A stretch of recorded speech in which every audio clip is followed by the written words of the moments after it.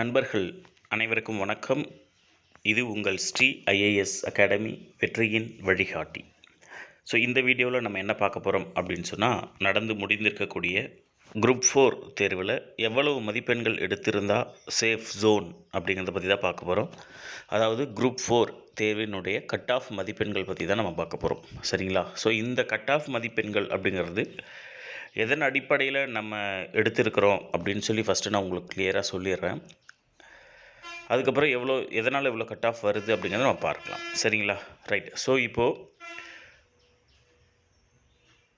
இந்த cut off மதிப்பெண்கள் அப்படிங்கிறது நம்முடைய ரெகுலர் பேட்ச், டெஸ்ட் பேட்ச்சு மாணவர்களை கொண்டு நம்மக்கிட்ட தேர்வு எழுதியிருக்கக்கூடிய மாணவர்கள் நம்மளுடைய நட்பு வட்டத்தில் விசாரித்த வரையில் கிடைத்திருக்கக்கூடிய தகவல் தான். சரிங்களா? ஸோ அதன் அடிப்படையில் தான் இந்த கட் ஆஃப் மதிப்பெண்கள் அப்படிங்கிறது நம்ம இங்கே கொடுத்துருக்கோம். இதிலிருந்து 1 அல்லது 2 மதிப்பெண்கள் கூடலாமே ஒழிய குறைவதற்கு வாய்ப்பு கிடையாது. சரியா? ஸோ கண்டிப்பாக எக்ஸஸ் ஆகிறதுக்கு வாய்ப்பு இருக்குது. நான் சொல்கிறது லீஸ்ட் மார்க். ஓகே, ரொம்ப கம்மியான மார்க் தான். இதிலேருந்து 1 or 2 கொஸ்டின்ஸ் அதிகமாக வரலாமே ஒழிய கண்டிப்பாக கம்மியாகிறதுக்கு வாய்ப்பு கிடையாது. ஸோ எந்தெந்த சாராம்சங்களின் அடிப்படையில் இந்த கட் ஆஃப் மதிப்பெண்கள் எடுக்கப்பட்டது அப்படின்னு சொன்னால், first of all number of candidates, exam appear பண்ண நம்பர் ஆஃப் கேண்டிடேட்ஸ் கிட்டத்தட்ட 11,20,000 மக்கள் 20,000 மக்கள் பக்கத்தில் எழுதியிருப்பாங்க இந்த எக்ஸாமை. ஸோ அந்த மாணவர்கள், அந்த தேர்வர்களுடைய எண்ணிக்கை, அதன் அடிப்படையிலும் அதே போல் தேர்வு எழுதின எல்லாருமே நல்லா எழுதியிருப்பாங்க அப்படின்னு சொல்ல முடியாது. ரைட்டா? ரொம்ப நல்லா படித்த எல்லாருமே இந்த குரூப் 4 எக்ஸாமில் வந்து நிறைய பேர் என்ன எழுதியிருக்குன்னே தெரியல சார் அப்படிங்கிற லெவலுக்கு தான் சொல்லியிருக்காங்க. புரியுதுங்களா? ஸோ அந்த விஷயம் மறக்காமல் ஞாபகம் வச்சுக்கோங்க. அதை தாண்டி குரூப் 4 கொஸ்டினுடைய தரம். ஓகே, ஸோ உண்மையிலேயே குரூப் 4 கொஸ்டினுடைய தரம், இது நம்ம தரம் அப்படின்லாம் சொல்ல முடியாது, ஓவர் டோஸ் அதுதான். ஓகே, ஸோ ஒரு 10ஆம் வகுப்பு எலிஜிபிள் கேண்டிடேட்டுக்கு 10ஆம் வகுப்பு தரத்திற்கு அந்த அளவுக்கான கொஸ்டின் கிடையாது. நிச்சயமாக ஒரு குரூப் 1 ஸ்டாண்டர்ட் கொஸ்டின் தான். ஸோ எல்லாருமே வந்து டிகிரி முடிச்சிருக்கோம், எல்லாருமே குரூப் 1க்கு ப்ரிப்பேர் பண்ணிகிட்ருக்கிறதுனால நிச்சயமாக வந்து பார்த்திங்க அப்படின்னு சொன்னால் இந்த கொஸ்டின் வந்து கொஞ்சம் ரொம்பவே டஃப் தான். சரிங்களா? பொது தமிழ் எடுத்த மாணவர்களுக்கே இந்த வினாத்தாள் அப்படிங்கிறது ரொம்ப சிரமமாக அமைந்திருக்கும். இதில் ஆங்கிலத்திலிருந்து ஜென்ரல் இங்கிலீஷ்லேருந்து பொது தமிழுக்கு வந்திருக்கக்கூடிய மாணவர்களுடைய நிலை பற்றி நம்ம சொல்லவே தேவையில்லை. காரணம், அவங்க இப்போ தான் தமிழை படிக்கவே ஆரம்பிச்சிருப்பாங்க. அவங்க தமிழ் படிக்க ஆரம்பித்த கொஞ்ச நாள்லேயே சிலபஸை மாற்றிட்டாங்க, ஃபுல்லாக இலக்கணம் அப்படின்னு சொல்லிட்டாங்க. இங்கிலீஷ் கிராமர்னால் கூட கொஞ்சம் ஈஸியாக இருக்கும், ஏதாவது வச்சு எழுதலாம். ஆனால் தமிழ் கிராமருங்கிற போது அவர்களால் சுத்தமாக என்ன பண்ண முடியல அப்படின்னா ஒன்றும் பண்ண முடியல, அந்த நிலமையில தான் இருந்திருக்கு. ஸோ தமிழ் ஜென்ரல் இங்கிலீஷ்லேருந்து வந்திருக்கக்கூடிய மாணவர்களுக்கு உண்மையிலேயே இது ஒரு மிகப்பெரிய ட்ராபேக் அப்படின்னு தான் சொல்லணும். சரியா? ரைட். ஸோ இந்த கொஸ்டின் பேப்பரில் தமிழ் தான் major role, vital role play பண்ணது தமிழ் தான். ஏன்னா விளையாடுனதே தமிழில் தான். சிறப்பான சம்பவமாக இருந்துச்சு. ஸோ அதன் அடிப்படையில் நம்ம பார்த்தோம் அப்படின்னா, தமிழோடு கம்பேர் பண்ணும்போது மேக்ஸு கொஞ்சம் சுமாராக இருந்துச்சு, ஜிஎஸ் கொஞ்சம் சுமாராக இருந்துச்சு. சரியா? இப்போ என்ன விஷயம்னா, நம்ம தமிழ்லேயே போட்டு சொதப்பின உடனே தமிழ்லேயே நம்ம வந்து அச்சோ தமிழே இப்படி பண்ணிட்டோமே அப்படின்னு நம்ம ஃபீல் பண்ண ஆரம்பித்த உடனே ஜிஎஸ்சில் வந்து நிறைய பேர் என்ன பண்ணுறாங்கன்னா கான்சன்ட்ரேஷன் குறைஞ்சிருச்சு. இதுதான் நிதர்சனமான உண்மை. தேர்வு அறையில் தமிழ் போச்சேன்ட்டு நம்மளால் என்ன பண்ணிட்டாங்கன்னா ஜிஎஸ் ஈஸியாக இருக்கக்கூடிய ஜிஎஸ்சியுமே வந்து நம்மளால் ஈஸியாக மிஸ் பண்ணிட்டாங்க. ஸோ அதன் அடிப்படையில் நம்ம வைத்து பார்க்கும்பொழுது கட் ஆஃப் கொஸ்டின் பேப்பர் டஃப்பாக இருக்கின்ற காரணத்தினால கட் ஆஃப் வந்து போன குரூப் 4 மாதிரி எல்லாம் இல்லாமல் இந்த முறை நிச்சயமாக கட் ஆஃப் குறைவதற்கு வாய்ப்பு இருக்குது. அதாவது 160 வினாக்கள் நீங்கள் போட்டிருந்தீங்க அப்படின்னா உங்களுக்கு வேலை கிடைப்பதற்கான சாத்தியக்கூறுகள் இருக்குங்க. சரியா? ஸோ 3,800 வேக்கண்ட்டு சொல்லியிருப்பாங்க, ப்ளஸ் இன்னொரு 1,200லேருந்து 2,000 வேக்கண்ட் வரைக்கும் இன்க்ரீஸ் ஆகும். ஸோ அப்படி பார்த்தோம்னா எப்படி பார்த்தாலும் கிட்டத்தட்ட ஒரு 6,500 காலி பணியிடங்கள் நிரப்புவதற்கு சாத்தியக்கூறுகள் இருக்குது.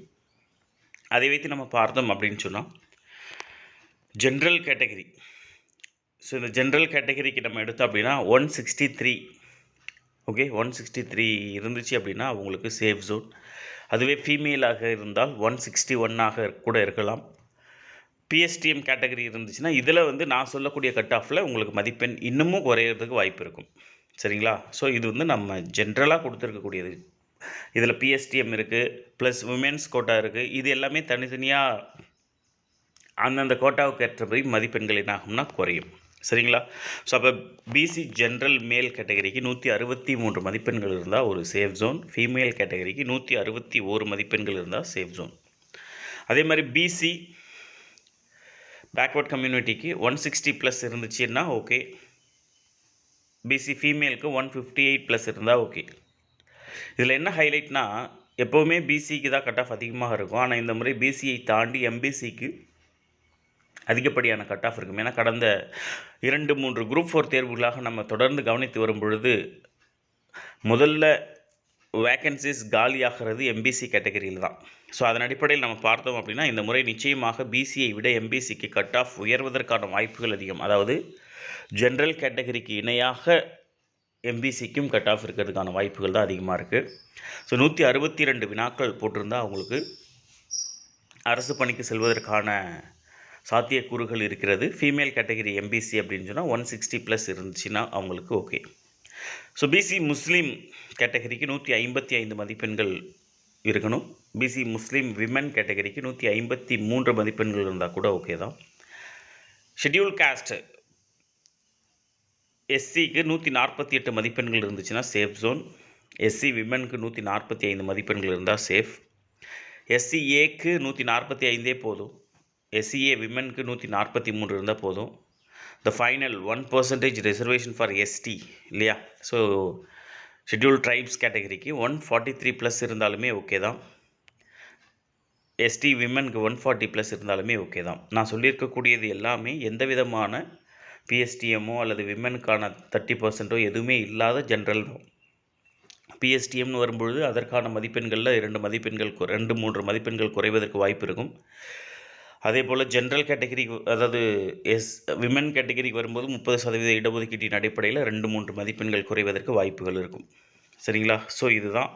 இந்த மதிப்பெண்களுக்கு மேலே இருந்துச்சு அப்படின்னு சொன்னால் இந்த வினாக்களுக்கு நான் சொல்கிறது எல்லாமே வினாக்கள் தான். 163 வினாக்கள். நீங்கள் ஸ்க்ரீனில் பார்க்கக்கூடியது எல்லாமே நம்பர் ஆஃப் கொஸ்டின்ஸ். ஓகேவா? மதிப்பெண்கள் கிடையாது. Number of questions out of 200 தான். ஸோ இதை வச்சு நீங்கள் பார்த்தீங்க அப்படின்னு சொன்னால் உங்களுக்கு இதுக்கு மேலே உங்களுக்கு இருந்துச்சுன்னா கண்டிப்பாக நிச்சயமாக சேஃப் ஜோனில் இருக்கீங்க, பாதுகாப்பாக நீங்கள் தைரியமாக இருக்கலாம் அப்படின்னு நம்ம சொல்லலாம்.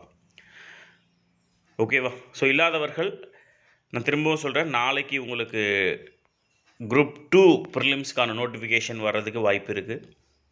ஸோ அந்த குரூப் 2 ப்ரிலிம்ஸ்க்கான நோட்டிஃபிகேஷன் அடிப்படையில் நம்ம அந்த தேர்வுக்கு தயாராகக்கூடிய விதத்தில் நம்முடைய கள்ளக்குறிச்சியில் இருக்கக்கூடிய ஸ்ரீ ஐஏஎஸ் அகாடமி சார்பில் குரூப் 2 தேர்வுக்காக ப்ரிலிம்ஸ் கம் மெயின்ஸ் தேர்விற்காக இன்று நாளை மறுதினம் திங்கள் செவ்வாய் புதன் ஜூலை 14, 15, 16 ஆகிய 3 நாட்கள் இலவச அறிமுக வகுப்பு நடைபெறுகிறது.